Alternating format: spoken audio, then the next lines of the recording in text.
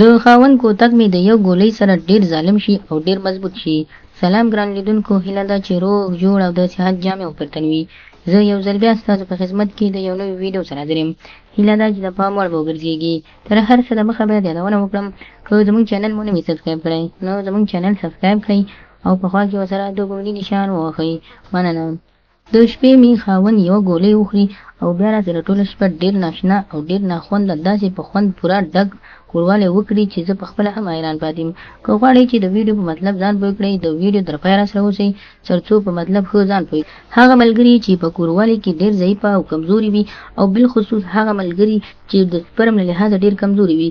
مثلا که دوی چېرته بازار کې کمچینۍ وویني یا هلک وویني ښایسته او د دوی ارادې ورته خرابې نه شي، نو د دوی ذکر نه داسې مړې یا سپینې اوبه ځي چې دې سپرم تودې ته سپرم چې باید دغه سپرم څنګه کنټرول کړو او څنګه یې علاج وکړو.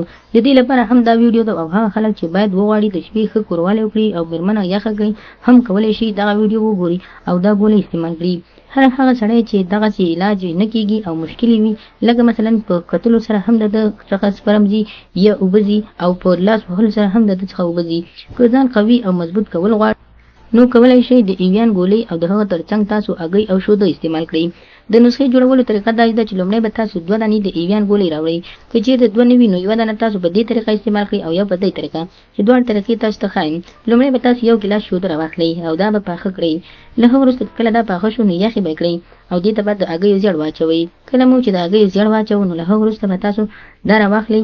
یوه د ایویان ګولۍ به واخلئ، په منځ به یې 2 ځایه کړئ او د هغه څخه مایع اوبه راواخلئ او په دې شیدو کې به یې مکس کړئ. کله مو چې دا مکس کړه نو له هغه وروسته به دا ښه تاسو تاو راتاو کړئ چې ښه سره حل شي. یو تر بله چې کله حل شو نو دا به تاسو وڅښئ.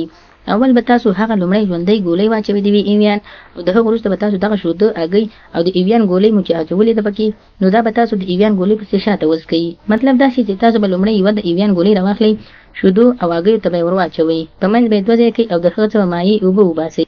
او دا به تاسو لومړی به د هغه وروسته به تاسو بیا 1 دانه د ایویان ژوندۍ ګولۍ راواخلئ او دا به وخورئ او دا شوده به پسې وڅښئ. دغه کار باید تاسو 2 هفتې یعنې 14 ورځې وکړئ. سر په سر باید وشي تر څو دې کې خسایي را نه شي. په 15مه ورځ به تاسو خپل بدن په خپله پته ولګېږي. که هر څوک غواړي چې ځان قوي مضبوط کړي نو دغه کار دې وکړي، ځکه چې ډېر اسانه نسخه ده او پریمانه هم ده. یو پاکټ د ایویان ګولۍ په 30 روپۍ دي او باید تاسو یې ځان ته هر ټیم استعمال کړئ. که چېرته ستاسو بدن باندې تاثیر وکړي نو هر ټیم کولی شي تاسو د ایویان ګولۍ همداسې هم وخوړلی شئ. نو خدای دې وکړي ملګرو چې زموږ د ویډیو څخه غلط مطلب وانخلئ. زموږ ویډیو لایک کړئ، شیر کړئ او زموږ چینل هم سبسکرایب کړئ. مننه.